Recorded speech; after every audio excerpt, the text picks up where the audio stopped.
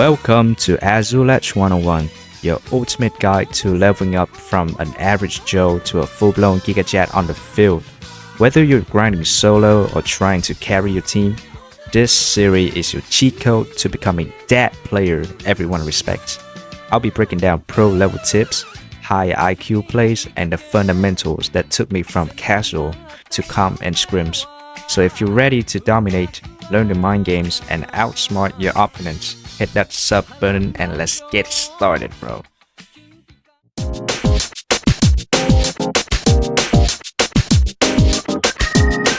If you haven't noticed, which you should, GK players are some real problem as they are extremely overpowered. If you have a decently good reaction timing, there's no way you're missing a shot. Being a GK is mad easy. Your hitboxes are outrageous.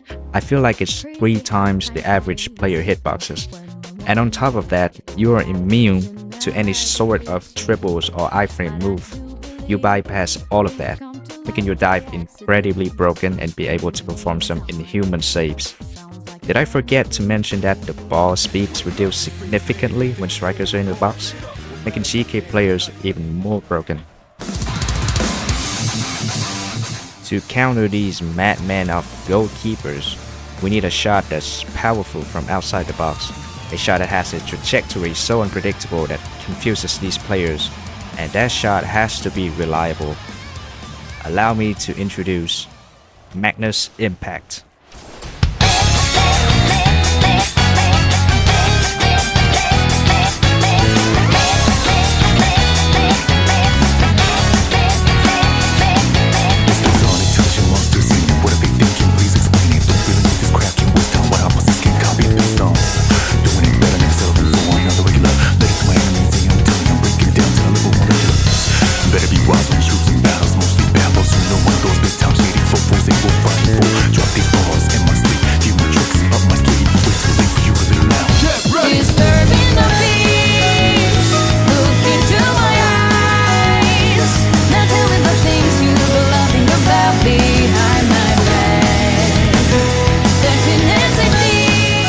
This is the most effective shot against goalkeeper players due to its amazing speed and it being a curve shot.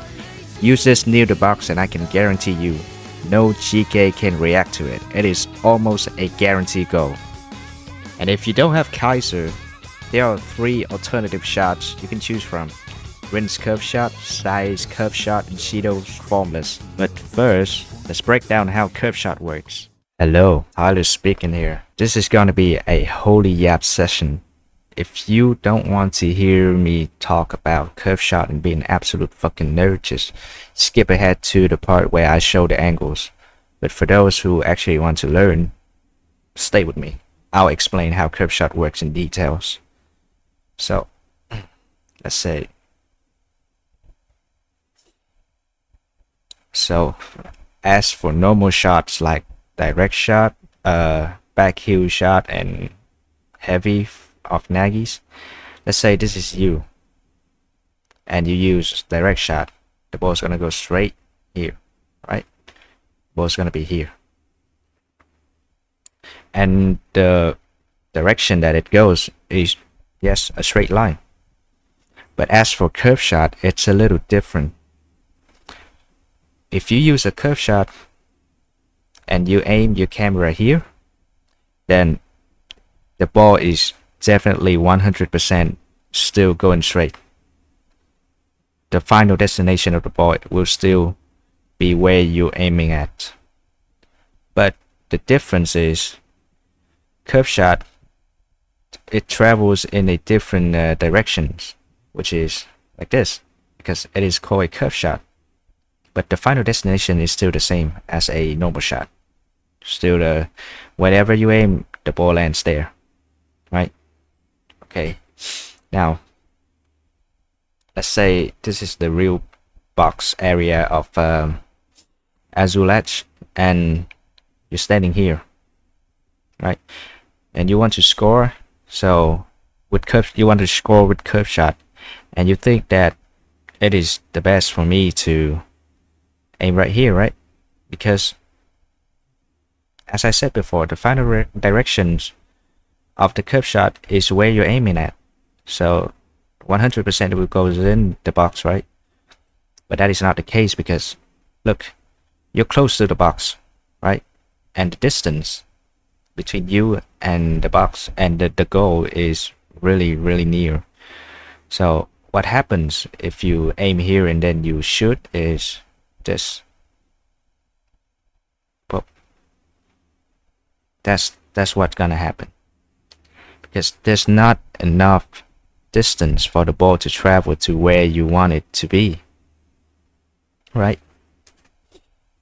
So to fix this, you either have to stand a little further away and shoot it so the ball goes here, or you could aim a little different since the ball curves to the right, right?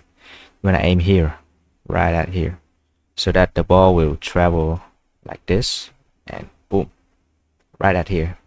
Here is where the ball will hit the goal.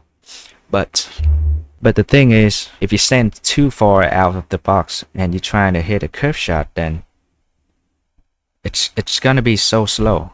It's too fucking slow. The goalkeeper can totally react to it, right?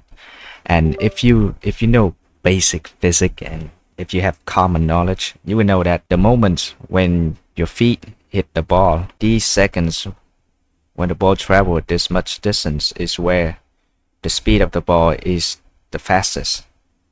And you want the ball to hit the net during this distance because this is when it is the fastest and very unpredictable, very hard for the goalkeeper to react.